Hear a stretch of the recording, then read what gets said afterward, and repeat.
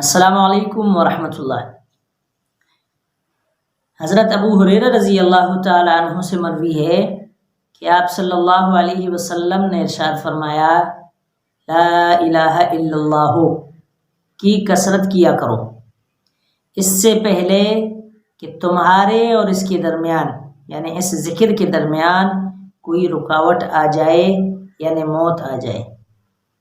اور اسی طرح حضرت ابن عمر رضی اللہ تعالی عنہ کی روایت ہے کہ آپ صلی اللہ علیہ وسلم نے ارشاد فرمایا، لا الہ الا اللہ والوں پر نہ موت کے وقت کوئی دہشت اور نہ قبر میں کوئی خوف و وحشت ہوگی، یعنی وہ موت کے وقت خوف سے بھی دور ہوں گے اور قبر کے اندر وحشت سے بھی دور ہوں گے، اور اسی طرح بلکہ اس ذکر کی وجہ سے وہ امن اور سکون میں ہوں گے۔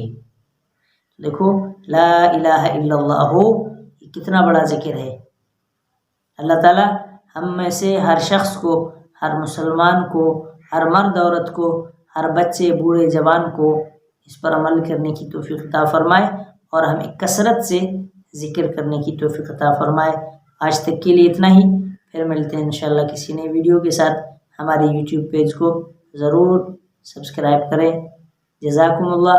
السلام علیکم ورحمۃ اللہ وبرکاتہ۔